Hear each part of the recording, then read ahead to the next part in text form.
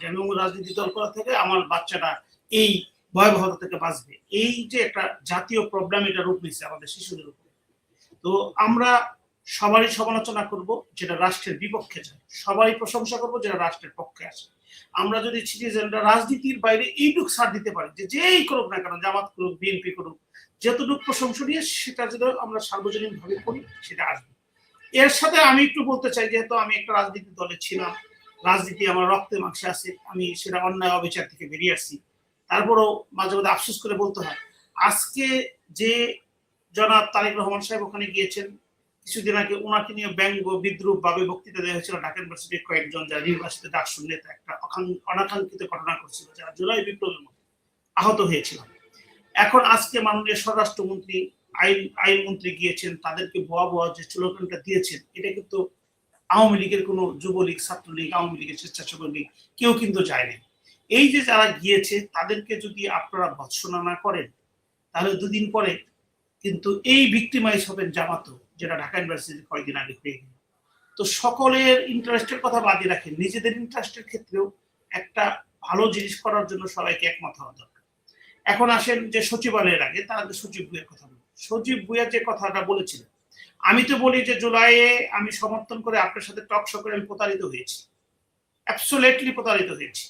কেন প্রতারিত হইতেছে এখন বলতে পারি, আপনি তো আওয়ামী লীগ করেন, আপনি এই কথা বলবেন। আরে ভাই, আমি আওয়ামী লীগ করে, আমি তো জুলাই যুদ্ধ ছিলাম, আমি তো টক শো করছি, শেখ হাসিনার বিরুদ্ধে কথা কইছি, আমি তো তার পদত্যাগ চেয়েছি, আমি তাকে তো ফ্যাসিস্ট শতবার বলি, তাকে এটা তো কথা বলতে পারবে না। কেন প্রতারিত? আমি তো উঠানা মেধা সে আন্দোলনে যোগ দিয়েছি, আমি তো মুক্তিযুদ্ধ বিরোধী কোনো আন্দোলনে যোগ দেইনি, আমি তো বিএনপি, আমি তো কোনো পুলিশ মারার আন্দোলনে যোগ দেইনি, যে পুলিশের থানা ঘেরাও করে পুলিশকে মারতে। পুলিশ তো কারো শত্রু না, কারো বন্ধু না, পুলিশ রাষ্ট্রকে সার্ভিস করে, পুলিশের যে অর্ডার আসে সেটা মানতে হয়।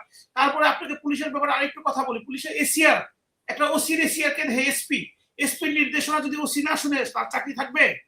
যদি একজন সাব ইন্সপেক্টর এসিআর কে দেখে, একজন ওসি এবং এডিশনাল এসপি সার্কেল যদি তার কথা না শুনে তার চাকরি থাকবে? তাহলে প্রত্যেকটা সরকারি চাকরির ক্ষেত্রে এই বাধ্যবাধকতাগুলো আছে। এখন আমরা যেভাবে পুলিশকে হত্যা করেছি, এবং এই আসিফ বলেছে, তার বক্তৃতা আমার কাছে রেকর্ড করা আছে, যে আমাদের প্রিপারেশন ছিল, আমাদের ভিডিও রেকর্ড করা ছিল, আমরা অস্ত্র হাতে নিতাম। একটা ঢাকা ইউনিভার্সিটি একটা ছেলে, ওখানে কি অস্ত্রের ট্রেনিং দেওয়া হয়? ওখানে কি অস্ত্র প্রকাশ্য রাখতে পারে? টুকটাক এমনি অনেকেই ফোটায়, ভয়ভীতি দেখায়, রাজনীতি করে, এটা আমরা অতীত থেকে দেখে আসছি। এই যে কথাগুলো হলো, বিএনপি 17 বছর জেল জুলুম খেটেছে, সাথে জামাতও জেল জুলুম খেটেছে, কখনোই কি তারা বলেছে যে আমরা অস্ত্র ট্রেনিং দিয়েছি, আমরা সশস্ত্র সংগ্রামে যাব? জামাত বিএনপি কখনো? এই ছেলেগুলো এখানে পেলে কোথায়? এখন এই ছেলেগুলো কোথায় পেলো? তার চেয়ে বড় কোশ্চেন, এই ছেলেগুলোকে প্রশ্রয় আশ্রয় কে দিচ্ছে? আজকে পাটোয়ারি আহত হয়েছে, জামাত তার জন্য নিন্দা প্রকাশ করেছে, ধন্যবাদ জানাই। পাটোয়ারির বক্তৃতাগুলো কি রাজনৈতিক? এগুলো রাজনৈতিক শিষ্টাচারের মধ্যে পড়ে? আমি যে এলাকায় থাকি, মানে পল্টনে, সেখানে পাটোয়ারি সাহেবের আসন, আব্বাস সাহেবের আসন। এখন যদি গালি গালাজ ইয়াং ছেলেদেরকে রাস্তায় নামানোর জন্য, ইয়াং ছেলে তাদের খুশি করার জন্য এইসব বক্তব্য দেয়, এটা তো জামাতের সাথেও যায় না। আমি যাই কিছু বলি না কেন, জামাতে ইসলামী, আমার ইসলাম শব্দটা তার সাথে আছে। আমাদের সাধারণ মানুষের চেয়ে তারা তো আল্লাহ রসুলের নাম বলে আরম্ভ করে, আমাদের তো শ্রদ্ধা আসে। এবং জামাতের কোনো নেতা কর্মীর তো দেখিলেন নামাজ পড়া বাদ দিয়ে এসে বেরিয়ে আসছে। আমি করি আর না করি, আমার নিজের একটা দুর্বলতা কিন্তু সেখানে সৃষ্টি হয়ে যায়। আমার প্রতিবন্ধকতা আছে, কারণ তারা মুক্তিযুদ্ধকে ধারণ করতে পারে না। আমার প্রতিবন্ধকতা আছে এই যে পাটোয়ারি সাহেবদের মতো বক্তব্য, এগুলাকে তারা প্যাট্রোনাইজিং করে। আমার প্রতিবন্ধকতা আছে যে মুক্তিযুদ্ধ যেটা হয়ে গেছে, বাঙালি, আমার একটা জাতি, বাংলাদেশ আমার দেশ, পৃথিবীতে আর কোথাও এটা নাই। পশ্চিমবঙ্গে বাঙালি জাতি আছে, তারা আলাদা একটা রাষ্ট্র ধারণ করে, সেটা ইংল্যান্ডে ইংলিশ জাতি, কিন্তু ওই ইংল্যান্ডের নাম হলো ইউনাইটেড কিংডম। সেখানে ওয়েলস আপা, তারা আলাদা জাতি, তাদের রাজধানী কার্ডিফ। ওখানে স্কটল্যান্ডের, তারা স্কটিশ ভাষায় কথা বলে, তাদের রাজধানী এভারগ্রিন। ওখানে আয়ারল্যান্ড আছে, আয়ারল্যান্ডের ভাষা আইরিশ, কিন্তু ইংলিশ জাতি বলতে তো ইংল্যান্ডের লোকেরই বোঝায়। এবং অস্ট্রেলিয়াতে ইংলিশ আছে, আমেরিকাতেও ইংলিশ আছে। পৃথিবীর যে কোনো জায়গায় থাকতে পারি, আমাদের প্রাচুর্য। পৃথিবীর সব দেশ, সব জাতি, এবং চাইনারও বাংলাদেশের চায়না ভাষা চালু করার চেষ্টা করে, শেখানোর চেষ্টা করে, জাপানিরা শেখানোর চেষ্টা করে, কোরিয়ানরা শেখানোর চেষ্টা করে। আমার ভাষা যদি কেউ জানে সেটা তো আমার অন্যায় না। আমাদের আর্মিরা ওই কঙ্গোতে যায়, সেখানে বাংলা শিখে, আমি প্রাউড ফিল করি। তাই বলে যে আমার নিজস্ব কালচার, অস্তিত্ব, ভালোবাসা, নদী, সাগর, ভূমি সব আমার আছে, কেন আমি একটা স্বাধীন রাষ্ট্র হব না?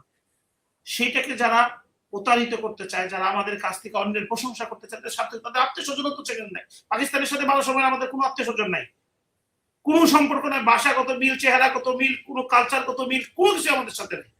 তো এখন হচ্ছে যে এই যে জামাত, এই যে পাটোয়ারিদের মতো ছেলেদেরকে, সজীবদের মতো ছেলেদেরকে যেভাবে প্যাট্রোনাইজিং করতেছে এবং তারা যেভাবে অরাজনীতিক শিষ্টাচার বহির মতো কথা বলতেছে, আমরা শিক্ষিত আর অশিক্ষিত যাই হোক, রাজনীতির ক্ষেত্রে তাদেরকে কখনোই বলতে পারি না যে এই কথাগুলো অ্যাডমিটেড, রাজনীতির জন্য ভালো না।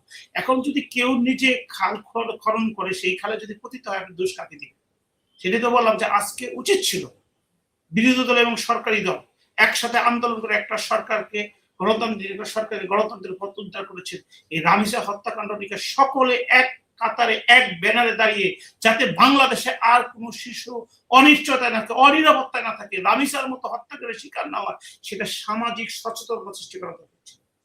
সেটা মাদ্রাসার ছাত্র ওই পায়ে পথে তার অস্বাভাবিক ক্ষত থাকুক আর বলৎকার বলে যেই করুক না কেন, অপরাধী অপরাধী, তাকে কোনো দল, কারণ কালার, কোনো মাদ্রাসা, কোনো স্কুলে কালার দেওয়ার দরকার নাই। অপরাধী অপরাধী অপরাধীর বিচার হবে, সিম্পল।